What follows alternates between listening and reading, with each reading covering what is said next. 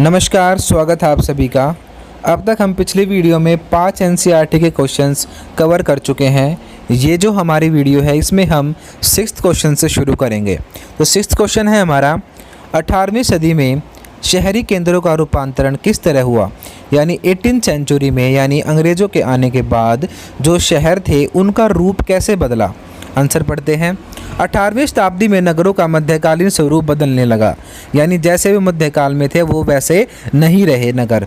राजनीतिक तथा व्यापारिक पुनर्गठन के साथ पुराने नगरों का पतन तथा नए नगरों का विकास होने लगा, यानी कि राजनीति भी बदली और व्यापार की चीज़ें भी बदली। तो राजनीतिक और व्यापारिक पुनर्गठन हुआ, उसकी वजह से क्या हुआ, जो पुराने नगर थे, पुराने जो सिटी थी वो भी बदली और नए नगर उभर कर सामने आए।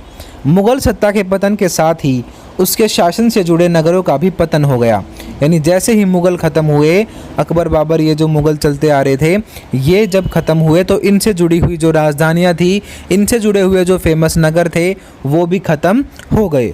मुग़ल राजधानियाँ दिल्ली और आगरा अपना राजनीतिक प्रभुत्व खो बैठी, क्योंकि अब अंग्रेज़ आ गए, मुग़ल तो है नहीं। तो मुग़लों की जो राजधानियाँ थी दिल्ली और आगरा, अब वो इतनी इम्पोर्टेंट नहीं रही जितनी कि वो पहले थी।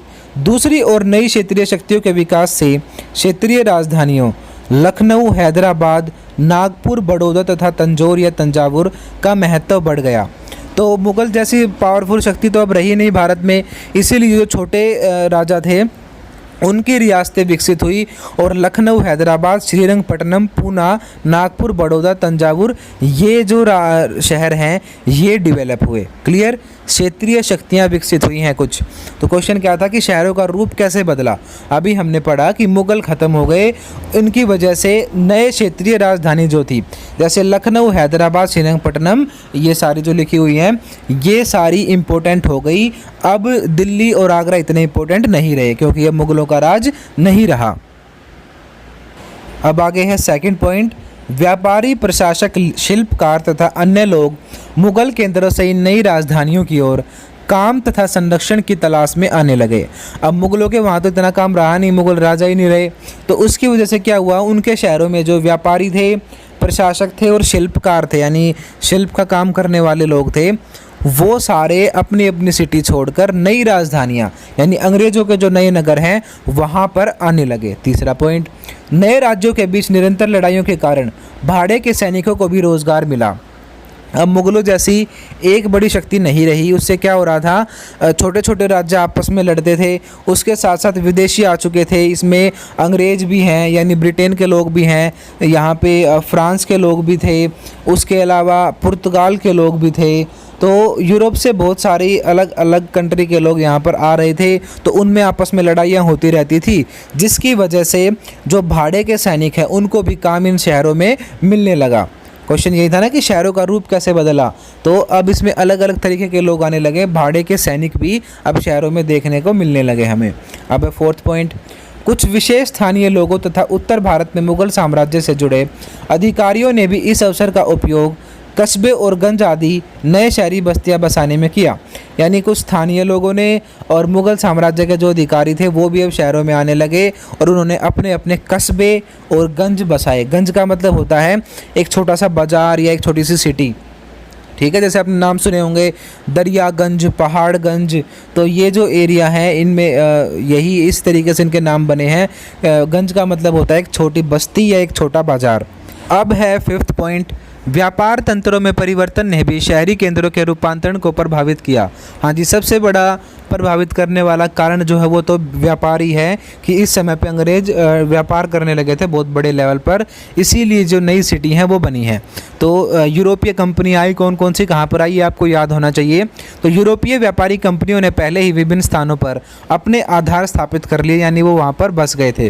पुर्तगालियों ने 1510 में पणजी, तो याद रखोगे पुर्तगाली कहाँ पर आए थे, गोवा में, पणजी में, ठीक। उसके बाद है डच 1605 में मछलीपट्टनम में, मसूलीपट्टनम भी कह सकते हो, मछलीपट्टनम भी कह सकते हो। अंग्रेज आए मद्रास में 1639 में। उसके बाद है फ्रांसीसियों ने 1673 में पांडिचेरी में। व्यापारिक गतिविधियों में विस्तार के साथ ही इन व्यापारिक केंद्रों के आसपास नगरों का विकास होने लगा। या किया लिख सकते हो।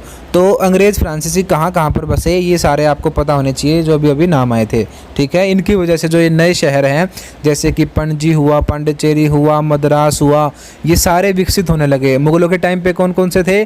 दिल्ली थी, आगरा थी। क्वेश्चन यही था कि शहर जो है वो कैसे बदलने लगे, या जो पहले शहर थे वो अब कैसे चेंज हो गए, ठीक। अब 6th पॉइंट, 18वीं शताब्दी के अंत तक स्थल आधारित साम्राज्य का स्थान शक्तिशाली जल आधारित यूरोपीय साम्राज्यों ने ले लिया।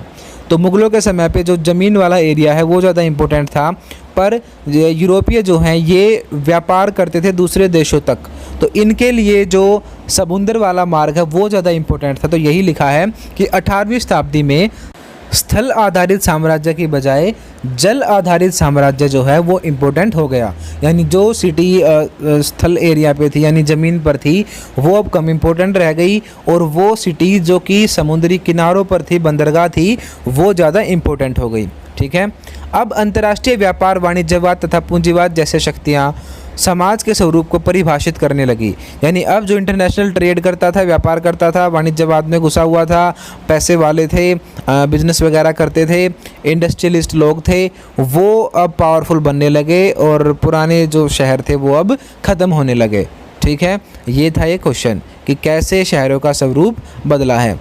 अब देखो, जैसे हम सारे एनसीईआरटी क्वेश्चंस कर रहे हैं, मेरे को पता है बहुत सारे बच्चे बोर भी हो गए होंगे इनको पढ़ के एनसीईआरटी क्वेश्चंस को, तो एक बार तो मैं आपको सारे एनसीईआरटी क्वेश्चंस करवाऊंगा, क्योंकि मैंने आपको पहले ही बोला था कि मेरी जिम्मेवारी है आपको एक एक चीज़ करवानी, कोई भी चीज़ आपके एग्ज़ाम्स में ना छूटे, चाहे एनसीईआरटी क्वेश्चन हो, पैसेज हो, मैप हो, मैं आपको सभी चीज़ें करवा रहा हूँ 12th क्लास के लिए, क्योंकि 12th क्लास बोर्ड की क्लास है और मैं चाहता हूँ कि आपके अच्छे से अच्छे नंबर आए बोर्ड एग्ज़ाम्स में। तो एक बार तो आप सारे क्वेश्चंस को ज़रूर पढ़ लें, और मैं आपको साथ साथ बताता चल रहा हूँ कि कौन से क्वेश्चन आपको सिर्फ समझने हैं और पढ़ने हैं, और कौन से एनसीईआरटी क्वेश्चंस ऐसे हैं जो आपको बिल्कुल रट लेने हैं। जैसे मैंने आपको अभी बताया था पिछली वीडियो में भी कि इस चैप्टर का जो फर्स्ट क्वेश्चन है और थर्ड क्वेश्चन था ब्लैक टाउन वाइट टाउन, ये आपको बिल्कुल रटे हुए होने चाहिए, बाकी आप सारे समझ सकते हैं। और इसी वीडियो के लास्ट में क्वेश्चन आएंगे 8वां और 9वां क्वेश्चन जो है वो भी मोस्ट इंपॉर्टेंट क्वेश्चन है, वो भी कई बार पूछे गए हैं। तो इस चैप्टर से तो ये 4 क्वेश्चन आप बिल्कुल अच्छे से याद कर लेना, और इन बाकी क्वेश्चंस को अच्छे से समझ लेना बस, ठीक है। तो लास्ट में जो वीडियो पहुँचेंगे हम, तो लास्ट के जो क्वेश्चंस हैं उनको अच्छे से समझना और अपने नोट्स बना लेना साथ में, ठीक है। और अच्छे से पढ़ते रहो, तैयारी करते रहो, क्योंकि बहुत अच्छे नंबर आपको बोर्ड्स में लाने हैं। अब ये क्वेश्चन हमारा ख़त्म हुआ, आप देख लेते हैं अगला क्वेश्चन। अब ये है हमारा 7th क्वेश्चन। क्वेश्चन है, औपनिवेशिक शहर में सामने आने वाले नए तरह के सार्वजनिक स्थान कौन से थे, उनके क्या उद्देश्य थे। यानी जो नई सिटीज़ बन रही हैं इसमें नए नए प्लेस कौन से थे, पब्लिक प्लेस कौन से थे जहाँ पर लोग मतलब मेनली अपना टाइम बिताते थे, या कौन कौन सी नए जो प्लेस हैं वो डेवलप हुए। बिल्कुल 6th क्वेश्चन की तरह ही है, इसमें भी सिर्फ हमें बताना है कि कहाँ कहाँ पर क्या क्या बना था इन शहरों के अंदर। तो औपनिवेशिक शहर में सामने आने वाले नए तरह के सार्वजनिक स्थान और उद्देश्य निम्न प्रकार के थे। पहला पॉइंट है, औपनिवेशिक शहर अर्थात मुंबई, मद्रास और कलकत्ता में फैक्ट्रियां या व्यापारिक केंद्र स्थापित किए गए। तो पहली चीज़ पता चल गई, क्या बनाए गए, फैक्ट्री बनाई गई, ये हमने पहले भी पढ़ा था। तो यही पूछा था क्वेश्चन में कि कौन कौन से सार्वजनिक स्थल बने, तो पहला हमें पता चल गया फैक्ट्रियां या व्यापारिक केंद्र बने। उसके बाद लिखा है जहाँ पर व्यापारिक गतिविधियाँ, सामान का लेन देन और गोदामों में उन्हें रखा जाता था, यानी गोदाम वगैरह बनाए जाते थे। इन फैक्ट्रियों में कंपनी के कर्मचारी और अधिकारी भी रहते थे। ये है इंपॉर्टेंट बात कि ये फैक्ट्रियाँ सिर्फ ऐसी फैक्ट्री नहीं है कि इसमें सिर्फ काम होता हो, ये इतनी बड़ी फैक्ट्रियाँ हैं कि इसमें सारे कंपनी के कर्मचारी और अधिकारी जितने भी थे वो सारे के सारे इसी में रहते थे। तो फैक्ट्री का मतलब सिर्फ ये नहीं है यहाँ पे काम होता है, बहुत बड़े घर वर भी होते हैं इसके अंदर ही। तो फैक्ट्रियाँ बनाई गई, तो पहला हमें पॉइंट पता चल गया कि नए सार्वजनिक स्थल कौन से हैं, नए पब्लिक प्लेस कौन से हैं, फैक्ट्रियाँ बनने लगी जहाँ पर सारे व्यापारिक काम होते थे। अब है सेकंड पॉइंट, इन शहरों को बंदरगाहों के रूप में इस्तेमाल किया गया। यहाँ जहाज़ों को लादने और उनसे उतारने का काम होता था। यानी कि ये जो नई सिटीज़ हैं ये क्या बन गई, बंदरगाह बन गई। तो दूसरा पब्लिक प्लेस कौन को क्या आया, वो आया बंदरगाह। ठीक, पहले क्या था, फैक्ट्रियाँ बनी, दूसरा है बंदरगाह। तो ये जो जितने भी नई सिटी हैं इनका बंदरगाह के रूप में इस्तेमाल किया गया। बंदरगाह ऐसी जगह होती है जहाँ से समुद्री व्यापार किया जाता है। अब है तीसरा पॉइंट, शहरों के नक्शे बनवाए गए, आंकड़े इकट्ठे किए गए, सरकारी रिपोर्ट प्रकाशित की गई, यानी ये पूरे शहर का नक्शा बनवाया, मैप तैयार किया, डाटा इकट्ठा करने लगे, रिपोर्ट वगैरह छापने लगे। ये सभी दस्तावेज प्रशासनिक दफ्तरों में होते थे, यानी जो कि ऑफिस होते थे उनके अंदर ये सभी दस्तावेज होते थे। शहरों के रखरखाव के लिए नगर पालिकाएँ बनाई गई। जो शहरों में, यानी जो म्यूनसिपल कॉरपोरेशन है, म्यूनसिपालिटी है, वो बनाई गई। जो शहरों में क्या काम करती थी? जल पूर्ति, पानी की व्यवस्था, आज भी यही काम करती है म्यूनसिपैलिटी। सड़क निर्माण, यानी सड़कें बनवाना, स्वास्थ्य जैसी सुविधाएं उपलब्ध करवाना, ये सारे काम किसके थे? नगर पालिका के। नगर निगम लोगों की मृत्यु और जन्म के रिकॉर्ड भी रखने लगी। तो इन नए शहरों में किसकी मृत्यु हुई है, किसके क्या हुआ है, सारी रिकॉर्ड कौन रखने लगी? नगर पालिका रखने लगी, यानी जनगणना भी नगर पालिका करने लगी। अब है फोर्थ क्वेश्चन। 1853 के बाद से इन शहरों में रेलवे स्टेशन, रेलवे वर्कशॉप और रेलवे कॉलोनियों और रेलवे लाइन के नेटवर्क बिछाए गए। तो रेलवे से जुड़ी सारी चीज़ बन गई यहाँ पर। तो ये भी नए पब्लिक प्लेस बन गए। क्या क्या? रेलवे स्टेशन हो गए, रेलवे वर्कशॉप हो गई, रेलवे वालों की कॉलोनियाँ हो गई। ठीक, इस प्रकार नए बंदरगाहों, किलों, सेवा केंद्रों, रेलवे स्टेशनों और जैसे सार्वजनिक स्थानों से भर गए। तो इस तरीके से जो ये नए शहर हैं, इनमें क्या क्या चीज़ें आ गई? बंदरगाह आ गए, किले आ गए, सेवा केंद्र यानी सर्विस स्टेशंस जो है वो आ गए, रेलवे स्टेशन आ गए। ये चार चीज़ हमने पढ़ी अब तब तक कि बंदरगाह बनने लगे, किले बनने लगे, किले का मतलब वो जो फैक्ट्रियाँ बन रही हैं, तो किले बनने लगे, फैक्ट्रियाँ बनने लगी, सेवा केंद्र बनने लगे और रेलवे स्टेशंस बनने लगे। तो ये नए सार्वजनिक स्थल अब इन बम्बई, कलकत्ता, मद्रास जैसे शहरों में बनने लगे। अब है फिफ्थ पॉइंट। शहरों में बीमा एजेंसियाँ, यातायात डिपो और बैंकिंग संस्थाओं की स्थापना होने लगी। तो पॉलिसी, बीमा जो है वो उसकी कंपनी खुलने लगी, यातायात यानी ट्रांसपोर्ट, बस वगैरह, इन सारी चीज़ों के डिपो खुलने लगे, बैंक खुलने लगे, बैंकिंग संस्था यानी कि। तो ये भी नए सार्वजनिक स्थल अब शहरों में बनने लगे, क्योंकि अब ये सिटीज़ जो हैं वो बड़ी बड़ी सिटीज़ बनने लगी थी। तो यहाँ पर बीमा एजेंसी भी खुली, यातायात के डिपो भी खुले और बैंक वगैरह भी खुले। और आगे है, और यह आर्थिक गतिविधियां यातायात और लेन देन के उद्देश्य को पूरा करने में सहायक हुई, यानी अब ये यातायात और लेन देन के काम करने लगे।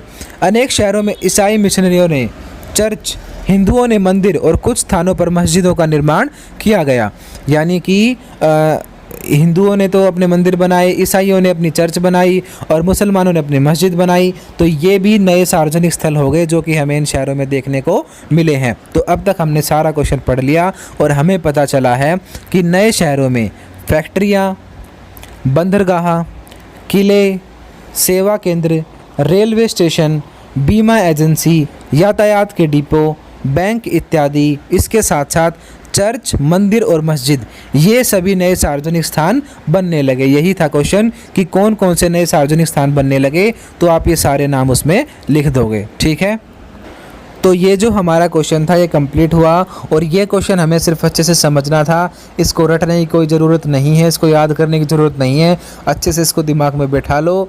अब जो अगला क्वेश्चन आएगा वो मोस्ट इंपॉर्टेंट क्वेश्चन है, उसको आप नोट्स भी बना लो और उसको अच्छे से याद भी कर लेना। ठीक है, तो अब देखते हैं नेक्स्ट क्वेश्चन। अब है 8th क्वेश्चन। 19वीं सदी में नगर नियोजन को प्रभावित करने वाली चिंताएं कौन सी थी? यानी 19वीं सदी में आते आते नगर नियोजन यानी कि शहर को मैनेज रखने के लिए जो म्यूनसिपैलिटी बनाई गई वो क्यों बनाई गई? क्या ऐसे रीज़न थे, क्या ऐसी चिंता सता रही थी अंग्रेज़ों को कि उन्हें जो ब्लैक टाउन है इनकी साफ़ सफाई के लिए और शहर के मैनेजमेंट के लिए, नियोजन का मतलब होता है मैनेजमेंट रखना, तो इनके नियोजन के लिए पूरी एक अलग से डिपार्टमेंट बनाना पड़ा और इनकी साफ़ सफाई करनी पड़ी। तो ये है क्वेश्चन कि 19वीं शताब्दी में या 19वीं सदी में नगर नियोजन यानी कि सिटी की मैनेजमेंट के लिए क्या क्या वो प्रॉब्लम्स थी जिनकी वजह से अंग्रेज़ों ने मैनेजमेंट किया, यानी क्या क्या वो चिंताएं थी अंग्रेज़ों के लिए, मेजर कंसर्न क्या क्या थे, चिंताएं क्या क्या थी उनकी। ठीक, तो उत्तर पढ़ते हैं। पहले तो लिखा हुआ निम्नलिखित चिंताएं। अब है पहला पॉइंट, शहरों की बढ़ती हुई आबादी पर नियंत्रण प्राप्त करना। सबसे पहली चिंता थी पॉपुलेशन का बढ़ना। तो आबादी बढ़ रही थी इन शहरों में बहुत ज़्यादा, तो उस आबादी पर कंट्रोल करना था। तो ये थी सबसे पहली और सबसे बड़ी चिंता। दूसरा पॉइंट, शहरों को बसाने के लिए उचित ढंग या नियोजन की व्यवस्था। यानी कि किस तरीके से प्लानिंग कर कर शहर को बसाया जाएगा, ये भी एक चिंता थी कि कैसे शहर को बनाना है। अंग्रेज़ कहाँ पर रहेंगे, इंडियन कहाँ पे रहेंगे, अमीर कहाँ पर रहेंगे, गरीब कहाँ पर रहेंगे, कहाँ पर कौन सी चीज़ बनेगी, ये सारी प्लानिंग करना। इमारतों के निर्माण के लिए नक्शा प्रणाली चालू करना, यानी जो बिल्डिंग बनेंगी उनके हिसाब से मैप वगैरह तैयार करना। तो ये थी चिंताएं। पहली क्या है, आबादी बढ़ना। दूसरे पॉइंट में पता चला कि उचित ढंग से यानी अच्छे ढंग से नियोजन करना, नए शहर बसाना और इमारतें बनाना, बिल्डिंग्स कैसे बनेंगी, ये चिंताएं थी। अब है तीसरा पॉइंट, शहरों की सफाई को नियमित रूप से संचालित करना ताकि साफ़ सुथरा वातावरण मिल सके, और शहर में साफ़ सफाई रखना भी सबसे मेन चिंता थी ताकि अच्छा वातावरण मिल सके। हैजे और प्लेग जैसी बीमारियों को फैलने से रोका जा सके, क्योंकि जहाँ पर गंदगी होती थी, जहाँ पर मेनली ब्लैक टाउन है, वहाँ पर हैजे और प्लेग जैसी बीमारियाँ बहुत ज़्यादा फैलती थी। इसकी वजह से अंग्रेज़ जो है वो हमेशा साफ़ सफाई रखना चाहते थे, इसीलिए उन्होंने नगर नियोजन को सपोर्ट किया, यानी सिटी की मैनेजमेंट को, सिटी को अच्छा बनाने को सपोर्ट किया उन्होंने। ठीक है, तो 3-4 कारण हमें पता चल गए। बढ़ती हुई आबादी चिंता थी, दूसरा किस तरीके से शहर को बसाना है ये चिंता थी, इमारतें किस तरीके से बनानी है ये चिंता थी, नक्शा प्रणाली यानी मैप कैसे बनाने हैं ये चिंता थी, साफ़ सफाई कैसे रखनी है, हैजा और प्लेग जैसी बीमारियों से कैसे बचना है, ये चिंताएं थी, जिनकी वजह से अंग्रेज़ों ने साफ़ सफाई के काम शुरू किए, नगर नियोजन के काम शुरू किए। अब है फोर्थ पॉइंट, रंग भेदभाव और जाति भेदभाव के आधार पर शहरों का विभाजन, यानी कि रंग भेदभाव, अंग्रेज और भारतीय, ब्लैक और वाइट, ये था रंग भेदभाव, और जाति भेदभाव, ऊंची जाति के लोग और नीची जाति के लोग के आधार पर शहरों को बांटना और उनके लिए सार्वजनिक सुविधाएं जो है उनका स्तर निर्धारित कर रहा है, यानी किस लेवल की फैसिलिटी किसको मिलेंगी, ये भी अंग्रेज़ों और यूरोपीय अधिकारियों की चिंता था। यानी कि किस तरीके से सिटी बनानी है, उस सिटी में गोरे कहाँ बसाने हैं, काले कहाँ बसाने हैं, और क्या फैसिलिटी गोरों को देनी है, क्या फैसिलिटी कालों को देनी है, यानी इंडियंस को देनी है, ये थी यूरोपियंस की चिंता। ठीक, तो यही था फोर्थ पॉइंट।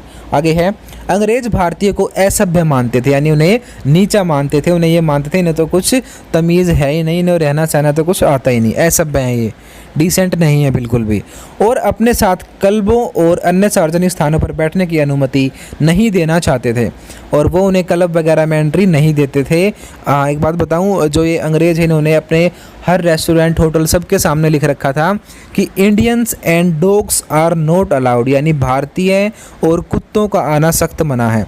तो इस तरीके से लोग बुरा व्यवहार करते थे भारतीयों के साथ, और उन्हें इन जगहों पर घुसने भी नहीं देते थे। तो ये इनकी चिंताएं थी, कभी इंडियन ना वहाँ पर आ जाएं, तो इसीलिए भी ये सिटी को अच्छे से मैनेज करना चाहते थे। फिफ्थ पॉइंट है, 1857 के विद्रोह के बाद यूरोपीय, विशेषकर महिलाओं और बच्चों की सुरक्षा, उनके सम्मान की रक्षा, यूरोपीय संपत्ति यानी प्रॉपर्टी, इमारतों और साजो सामान की रक्षा करना भी एक महत्वपूर्ण चिंता बन गई थी। अब जो 11 चैप्टर में हमने पढ़ा था, 1857 की लड़ाई हुई थी, अंग्रेज़ों को मारा गया था, अंग्रेज़ों के धन संपत्ति लूटी थी विद्रोहियों ने, तो उस बात से सबक ले लिया था अंग्रेज़ों ने। पर इसलिए इन्होंने जब ये नए शहर बसाए तो इन्होंने क्या किया, बहुत अच्छे से प्लानिंग कर कर बसाए ताकि अच्छी सिक्योरिटी हो, महिलाओं बच्चों की सुरक्षा हो, उनके मतलब हर तरीके से वो बच सके, उनकी इमारतें बच सके, सिक्योरिटी का बहुत ध्यान रखा गया, तो दोबारा से वैसा हमला ना हो, ये भी उनकी प्रमुख चिंता थी। इसीलिए नए शहरों को बहुत अच्छे तरीके से और सिक्योरिटी के पर्पज़ से बहुत अच्छा बनाया गया। ठीक, तो फिफ्थ पॉइंट में पता चला कि 1857 का जो विद्रोह था उससे डर कर अंग्रेज लोग जो हैं एक अलग तरीके की चिंता में थे, और उन्होंने इन शहरों में वो चिंता दिखाई और बहुत अच्छे सुरक्षा के इंतजाम किए। अब है सिक्स्थ पॉइंट, गंदी बस्तियों से सभी यूरोपीय और भारतवासी परेशान थे। तो जितनी भी गंदी बस्ती थी, झुग्गी झोपड़ी कॉलोनी थी, उनसे अंग्रेज़ भी परेशान थे और भारतीय भी परेशान थे। तो ये भी चिंता का प्रमुख कारण है, क्योंकि इनमें शहरों की फैक्ट्रियों और अन्य काम धंधों में लगे हुए विभिन्न राज्यों के लोग आकर रहते थे, यानी अलग अलग से बेचारे मजदूर कामगार लोग यहाँ पर रहते थे। भीड़ भाड़ की वजह से कुछ शहरों में कुछ नए ढंग की इमारतें, चोल या बहुमंजिली इमारतें बनाने की भी सरकार के समक्ष चिंता थी। यानी यहाँ ये अंग्रेज़ जो हैं ये तो अपने बढ़िया फ्लैट वगैरह में रहते हैं, बढ़िया बढ़िया इन्होंने अपनी कॉटेज बना रखी हैं, पर जो मज़दूर वर्ग है इनके लिए इन्होंने क्या किया था, गरीब लोग जो हैं उनके लिए इन्होंने चोल बनाए थे। आज भी मुंबई में देखने को मिलती हैं चोल, बड़ी बड़ी इमारतें होती हैं, मतलब एक जैसे बिल्कुल कम जगह में एक बहुत ही बड़ी बिल्डिंग बनाना जिसमें कि आदमी बहुत सारे रखे जा सके, ऐसी होती है चोल। ठीक है, तो चोल बनाई गई जहाँ पर ये लोग रहते थे। तो इन आदमियों के लिए चोल बनाना भी एक बहुत बड़ी चिंता थी अंग्रेज़ों के सामने। तो अब तक पता चल गया कि बहुत सारी चिंताएं थी नगर नियोजन को लेकर। ये क्वेश्चन बहुत इंपॉर्टेंट है इस चैप्टर से, आप इसको नोट कर लें और अच्छे से तैयारी कर लें इसकी। अब है 7वां पॉइंट, किन स्थापत्य शैलियों के आधार पर इमारतें और भवन बनवाए जाएं। यह भी एक चिंता का विषय था, यानी किस पैटर्न को फॉलो कर बिल्डिंग्स बनाई जाएं। पाश्चात्य स्थापत्य शैली यानी वेस्टर्न कल्चर अपनाया जाए, जहाँ पर जैसा यूरोप में था वैसा, या भारतीय शैली को में बनाया जाए, या ग्रीक रोमन शैली में बनाया जाए, या गोथिक शैली में बनाया जाए। यानी किस जगह की शैली को फॉलो करें, कैसे कैसे बिल्डिंग्स बनाए सुंदर सुंदर, ये भी एक चिंता का विषय था अंग्रेज़ों के लिए। तो इसके लिए हमने जो पूरी वीडियो देखी थी, मैंने आपको सारी शैलियाँ भी समझाई थी और किस जगह पर कौन से नई प्लेस बनाए थे वो सारे बताए थे। तो अगर आप पहली बार इस वीडियो को देख रहे हैं, चैनल पर पहली बार आए हैं, तो आप पहले उन वीडियोज़ को ज़रूर देख लें जो चैप्टर्स की वीडियो है, उसके बाद आपको ये क्वेश्चन बहुत अच्छे से समझ में आएंगे। ठीक है, तो ये चिंता थी अंग्रेज़ों के लिए कि कौन सी शैली का प्रयोग करें।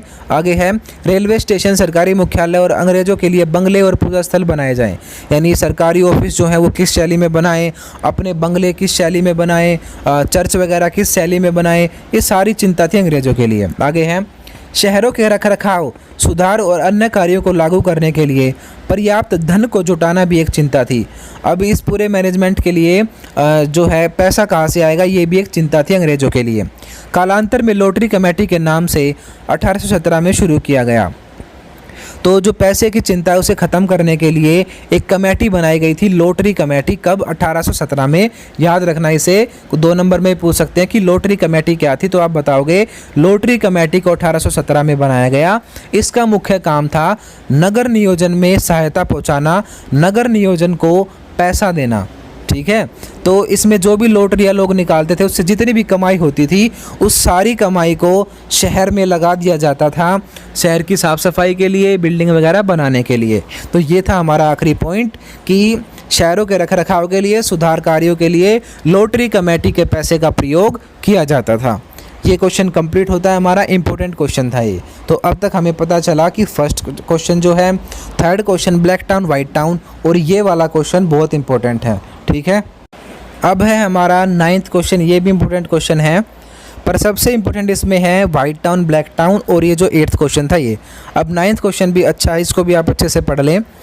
इसमें पूछा है नए शहरों में सामाजिक संबंध किस हद तक बदल गए, यानी कि जो सोशल रिलेशंस थे वो कैसे बदल गए नए नए शहरों में आकर। यानी गाँव में जैसी महिलाएं थी, गाँव में जैसे लोग थे, वो जिस तरीके से पहले रहते थे उसमें क्या चेंज आया जब वो शहर में आ गए। अब जाहिर सी बात है कि अगर आप गांव छोड़कर शहर में जाते हो तो आपके जीवन में बहुत सारे बदलाव आएंगे, आपके कामकाज में भी, आपके पारिवारिक जीवन में भी, आपकी नौकरी में भी, हर चीज़ में आपकी पूरी की पूरी सोसाइटी ही बदल जाएगी। और यही है क्वेश्चन कि नए शहरों में यानी मुंबई, कलकत्ता, मद्रास जैसी बड़ी बड़ी सिटीज़ में सामाजिक जीवन कैसे बदल गया। दूसरे तरीके से पूछ रखा है क्वेश्चन, औपनिवेशिक शासन में नए नगरों के सामाजिक जीवन में आए किन्हीं 4 बदलावों की व्याख्या करें। यानी जो सामाजिक जीवन है उसमें क्या क्या बदलाव आया। इंग्लिश में भी पढ़ लेते हैं एक बार। To what extent were social relations transformed in the new cities, यानी कि सोशल रिलेशन कैसे ट्रांसफॉर्म हो गए, कैसे समाज बदल गया। अब पढ़ते हैं इसका आंसर। औपनिवेशिक शासन में नए नगरों के सामाजिक जीवन में कई महत्वपूर्ण बदलाव आए। इनमें से एक मुख्य बदलाव निम्नलिखित हैं। तो ये है जी हमारा फर्स्ट पॉइंट, यातायात के साधनों का विकास। तो अब नए शहरों में क्या डेवलप हो गए, ट्रांसपोर्ट के मीन्स, यानी कि यातायात के साधन, बस, ट्रेन, ये सारी चीज़ें डेवलप हो गई। घोड़ा गाड़ी जैसे नए यातायात के साधनों और बाद में ट्रोमों तथा बसों के प्रचलन से लोग शहर के केंद्र से दूर जाकर भी बस सकते थे। तो अब ज़रूरी नहीं है शहर में बसना पड़े, क्योंकि अगर कोई शहर में भी काम करता है तो वो दूर ट्रेन जाती है, ट्रेन पकड़कर भी शहर तक आ सकता था। तो ये चेंज हुए, घोड़ा गाड़ी आ गई, ट्रोमो आ गए, बस आ गई। ट्रोमा का मतलब है वो मेट्रो जैसी जो बस आपने देखी होगी जो सड़क के बीच में चलती है, तो वो ट्रोमा वगैरह ये सारी चीज़ें शहरों में चलने लगी। समय के साथ काम का और रहने का स्थान दोनों एक दूसरे से अलग होते गए और समय बीतता गया। और पहले क्या होता था, जहाँ पे फैक्ट्री होती थी वहीं पर मजदूर आकर बसते थे, पर अब जो है वो थोड़ा टाइम चेंज हो गया। अब काम करने की जगह और रहने की जगह अलग अलग बनने लगी। क्यों? क्योंकि यातायात की सुविधाएं थी। अब बस ट्रेन पकड़कर आदमी अपने काम पर पहुंच सकते थे। घर से दफ्तर या फैक्ट्री जाना एक नए प्रकार का अनुभव बन गया। तो ये सोशल लाइफ में एक नया चेंज आया कि आदमी अपने घर से कहाँ काम करने जाते हैं, फैक्ट्रियों में। पहले ऐसा नहीं होता था, जहाँ जिसका काम है वो वहीं बस जाता था और वहीं पे काम करता रहता था, क्योंकि आने जाने में कोई सुविधा नहीं थी। पैदल कैसे जाए इतने इतने दूर, पर अब ये सुविधाएं हो गई थी शहरों में। तो इसीलिए ये नई चीज़ बदल गई कि लोगों के घर और फैक्ट्री जहाँ पर वो काम करते हैं वो अलग अलग होने लगी। ये था पहला सोशल चेंज। अब देखेंगे दूसरा पॉइंट, मनोरंजन तथा मिलने जुलने के नए सार्वजनिक स्थल। अब सिटी डेवलप हो रही हैं तो इंटरटेनमेंट के लिए नई नई चीज़ें बनने लगी। अब तक पुराने शहरों में लोगों में आपसी मेलजोल कम हो चुका था, परंतु टाउन हॉल, सार्वजनिक पार्क, रंगशालाओं तथा 20वीं सदी में सिनेमा हॉलों जैसे सार्वजनिक स्थानों के निर्माण से शहरों के लोगों को मिलने जुलने तथा मनोरंजन के लिए अवसर मिलने लगे। तो जब पुराने शहर थे उनमें ये ज़्यादा फैसिलिटीज़ नहीं होती थी, तो इसीलिए लोग आपस में कम मेल जोल रखते थे। पर अब क्या हुआ है, नए शहर बना रहे हैं अंग्रेज़, बड़े डेवलप शहर बना रहे हैं, तो टाउन हॉल बनने लगे, पार्क बनने लगे, रंगशाला का मतलब है एंटरटेनमेंट की चीज़ें बनने लगी, सिनेमा हॉल आ गए उसके बाद। तो ये ऐसी जगह बन गई जैसे कि आज के शहर हैं, बिल्कुल इस तरीके के शहर वहाँ पे बनने लगे और यहाँ पर लोग खूब जाते थे और मिलते जुलते थे। तो ये हुआ दूसरा सोशल चेंज कि नई नई इंटरटेनमेंट की चीज़ें आ गई। तो आगे इसमें क्या लिखा है, शहरों में नए सामाजिक समूह बने तथा लोगों की पुरानी पहचानें समाप्त हो गई। ठीक है, अब नए तरीके के लोग बनने लगे, खूब पार्टी वार्टी करते हैं, खूब घूमने जाने लगे और पुरानी पहचान जो है वो ख़त्म हो गई। तो ये 2 पॉइंट हमने पढ़ लिए। अब है थर्ड पॉइंट, मध्य वर्ग का विस्तार, यानी कि मिडिल क्लास फैमिलीज़ अब बनने लगी इन शहरों में। सभी वर्ग के लोग बड़े शहरों में आने लगे। क्लर्कों, शिक्षकों, वकीलों, डॉक्टरों, इंजीनियरों, अकाउंटेंट्स की मांग बढ़ने लगी। तो ये मिडिल क्लास लोग अब उभरने लगे। क्लर्क हो गए, टीचर हो गए, वकील हो गए, डॉक्टर, इंजीनियर, अकाउंटेंट, ऐसे ऐसे लोग नौकरी करने लगे अब। और क्या हुआ, एक मिडिल क्लास वर्ग उभर कर सामने आया। उनके पास स्कूल, कॉलेज और लाइब्रेरी जैसे नए शिक्षा केंद्रों तक पहुंच थी। ये मिडिल क्लास लोग जो हैं, इनके बच्चे जो हैं स्कूल कॉलेजेस में पढ़ते थे, लाइब्रेरी वगैरह में जाते थे। शिक्षित होने के नाते वे समाज और सरकार के बारे में अखबारों, पत्रिकाओं, सार्वजनिक सभाओं में अपना मत व्यक्त कर सकते थे। इस प्रकार एक नया सार्वजनिक वातावरण तैयार हुआ। यानी पढ़े लिखे लोग थे, न्यूज़पेपर में, पत्रिकाओं में अपनी सारी बातें वो लिख सकते थे। तो इसीलिए एक नया ही सार्वजनिक वातावरण पैदा हुआ। क्लियर? तो ये सारे चेंजेस हो रहे हैं सोसाइटी में, नए नए शहरों में। अब फोर्थ पॉइंट, सबसे मेन पॉइंट है महिलाओं की स्थिति में परिवर्तन। और ये जो फोर्थ पॉइंट है, ये अलग से भी क्वेश्चन पूछ सकते हैं कि महिलाओं के जीवन में क्या चेंज आए औपनिवेशिक शहरों में। तो आपको यही पॉइंट लिख देना है पूरा उसमें। तो आइए अब देख लेते हैं कि महिलाओं की लाइफ कैसे चेंज हो गई। नए शहरों में महिलाओं के लिए नए अवसर थे। अभी नई सिटीज़ में नए ऑप्शन थे महिलाओं के लिए। पत्र पत्रिकाओं, यानी जो ये मैगज़ीन हैं और अखबार हैं, आत्मकथाओं और पुस्तकों के माध्यम से मध्यम वर्गीय महिलाएं स्वयं को अभिव्यक्त करने का प्रयास कर रही थी। यानी जो मिडिल क्लास लेडीज़ थी वो अखबारों के ज़रिए, अपनी किताबें लिखकर, इन सभी चीज़ों से अपनी फीलिंग्स को बाहर निकाल रही थी, अपने आप को अभिव्यक्त कर रही थी। कोई राइटिंग कर रही थी, कोई बुक लिख रही थी, कोई अपने एडिटोरियल्स देती थी अखबारों में। तो इस तरीके से जो महिलाएं पहले गाँवों में थी कभी, वो अब निकल कर आई हैं शहरों में और अपने आप को अभिव्यक्त यानी अपने आप को एक्सप्रेस वो करने लगी थी। फलस्वरूप परंपरागत पितर सत्तात्मक कायदे कानून बदलने लगे। यानी जो केवल पिता की ही चलती थी, यानी एक घर में सिर्फ एक पुरुष की यानी मेल की चलती थी, वो नियम कानून अब बदलने लगे। महिलाएं भी पत्र पत्रिकाओं में, बुक किताबों में, ये इन सभी चीज़ों में भागीदारी लेने लगी, जिससे बहुत से लोगों में असंतोष व्याप्त था। यानी अब नाराज़ तो होंगे ही लोग, तो बहुत से लोग इससे नाराज़ हुए। रूढ़िवादियों को भय था कि यदि औरतें पढ़ लिख गई तो पूरी सामाजिक व्यवस्था का आधार खतरे में पड़ जाएगा। तो जो पुरानी सोच के लोग थे उनको बोलते हैं रूढ़िवादी। तो रूढ़िवादी लोगों को बहुत बड़ा डर था ये कि अगर औरतें पढ़ लिख जाएंगी तो समाज जो है वो पूरा ख़राब हो जाएगा। यहाँ तक कि महिलाओं की शिक्षा का समर्थन करने वाले सुधारक भी औरतों को माँ और पत्नी की परंपरागत भूमिकाओं में ही देखना चाहते थे। यानी कि जो लोग वुमेन एजुकेशन को सपोर्ट भी करते थे ना, पर वो भी ये नहीं चाहते थे कि ये लेडी आकर काम करे फैक्ट्री वगैरह में। वो भी यही चाहते थे कि पढ़े लिखे तो पर घर के ही काम करें, माँ और पत्नी की भूमिका ही निभाती रहें ये। समय बीतने के साथ सार्वजनिक स्थानों पर महिलाओं की उपस्थिति बढ़ने लगी। सार्वजनिक स्थान का मतलब होता है जैसे कि काम करने की जगह, फैक्ट्री हो गई, मॉल वगैरह हो गए, जहाँ पर सभी लोग जा सकें। एक तो घर होता है, अपना होता है, वो सिर्फ सार्वजनिक स्थल होते हैं जहाँ हम बाहर निकलते हैं। स्कूल हुआ, कॉलेज हुई, फैक्ट्री हुई, कुछ भी हुआ, वो सारे सार्वजनिक स्थल होते हैं। तो महिला जो है वो अब सार्वजनिक स्थलों पर जाने लगी। वे नौकरानी यानी दूसरे घरों में काम करने लगी, फैक्ट्री मजदूर का काम करने लगी, शिक्षिका यानी टीचर बन गई, रंगकर्मी यानी कि इंटरटेनर बन गई, फिल्म कलाकार यानी फिल्मों में काम करने लग गई। तो नौकरानी, फैक्ट्री मजदूर, शिक्षिका, रंगकर्मी और फिल्म कलाकार के रूप में शहर में नए व्यवसायों में प्रवेश करने लगी। परंतु ऐसी महिलाओं को जो घर से निकलकर सार्वजनिक स्थानों में जा रही थी को लंबे समय तक सम्मान नहीं मिल सका। अब इंडियन सोसाइटी पता है आपको कैसी है, आज भी लोग पसंद नहीं करते लेडीज़ का घर से बाहर जाना और काम करना।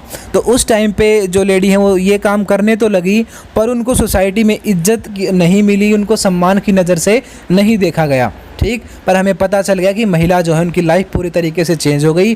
कहाँ वो गाँव में रहती थी, केवल घरों में बंद कर रहती थी, अब वो महिलाएं शहरों में आ गई, किताबें भी लिख रही हैं, पढ़ाई भी करती हैं और नौकरियां भी करती हैं, मजदूर के रूप में भी काम करती हैं और पत्र पत्रिकाओं में भी काम करती हैं, फिल्मों में भी काम करने लगी हैं महिलाएं। तो इस तरीके से जो महिलाओं की लाइफ है वो पूरे तरीके से चेंज हो गई थी। तो ये अलग से भी क्वेश्चन आ सकता है कि महिलाओं का जीवन कैसे बदला, तो आप ये उसमें बता दोगे। बाकी अगर बड़ा क्वेश्चन आए तो आपको ये पूरा ही लिखना है उसमें।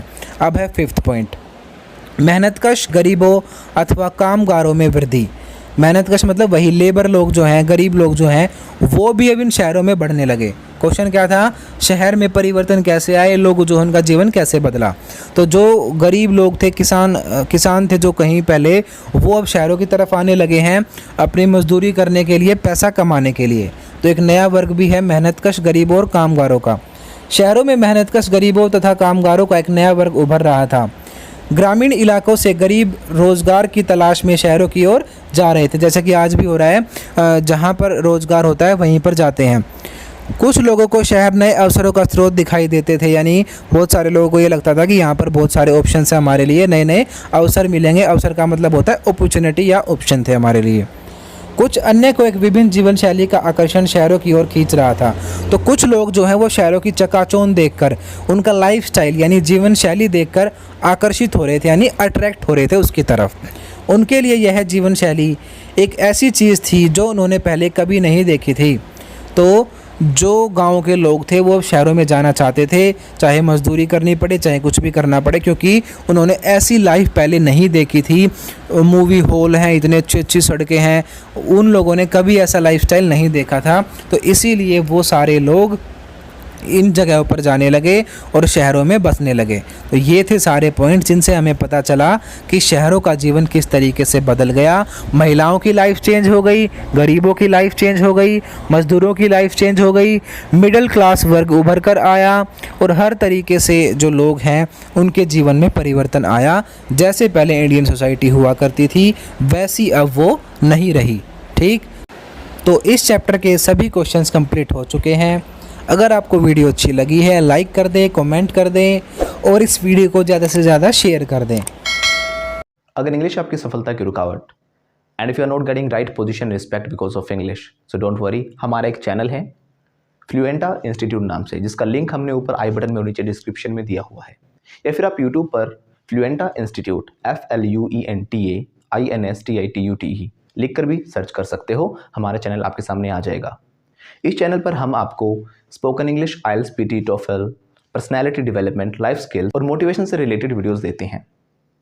और अगर आप हमारे कोर्सेज ज्वाइन करना चाहते हो तो ऊपर दिए गए नंबर पे हमारे काउंसलर्स को कॉल करें और कोर्सेज के बारे में अभी पता करें। लेकिन ध्यान रखना, जो ऊपर नंबर दिए गए हैं ये सिर्फ स्पोकन इंग्लिश डिपार्टमेंट में ही मिलेंगे। बाकी किसी इन्फॉर्मेशन के लिए या क्वेरी के लिए आप इन नंबर पे कॉल बिल्कुल मत करना, क्योंकि ये सिर्फ स्पोकन इंग्लिश रिलेटेड जो हमारा डिपार्टमेंट है वहीं पर आपकी बातें हो पाएंगी। और अगर आप चाहते हो सब्जेक्ट्स की PDF और कोई और इन्फॉर्मेशन तो आप हमें इंस्टाग्राम पे फॉलो कर सकते हो, जो कि हमने नीचे डिस्क्रिप्शन में दिया हुआ है, या फिर आप सर्च करके भी हमें इंस्टाग्राम पे फॉलो कर सकते हो। हम जितने भी बाकी सोशल मीडिया प्लेटफॉर्म्स हैं हम सभी पर अवेलेबल हैं, आप उन पर भी हमें फॉलो कर सकते हैं। बाकी जो हमारे सब्जेक्ट्स हैं उनकी सभी की वीडियोस हमने प्लेलिस्ट में बिल्कुल सीक्वेंस में डाली हुई हैं। आप जो भी सब्जेक्ट पढ़ना चाहते हो उनकी जो वीडियोज़ हैं प्लेलिस्ट में से सीक्वेंस में ही देखें, जहाँ पर आपको पूरा का पूरा सिलेबस सीक्वेंस में मिल जाएगा। जैसे कि पॉलिटिकल साइंस है, हिस्ट्री है, सिविक्स है, सभी सब्जेक्ट्स हमने अलग अलग से दिए हुए हैं। तो जो हमारे चैनल है फ्लुएंटा इंस्टीट्यूट वो है स्पोकन इंग्लिश के लिए। बाकी अगर आप सभी सब्जेक्ट्स की जो वीडियोस देखना चाहते हो वो आपको इसी चैनल पर मिलेंगी, फ्लुएंटा फैमिली पर। और जो हमारे जितने भी सब्जेक्ट्स हैं उनकी जो वीडियोस हैं वो सारी प्लेलिस्ट में से सीक्वेंस में ही देखें। हमने सारी वीडियोस को अरेंज किया हुआ है प्रॉपरली प्लेलिस्ट के अंदर, जिनका लिंक भी हमने नीचे डिस्क्रिप्शन में दिया हुआ है। Thank you.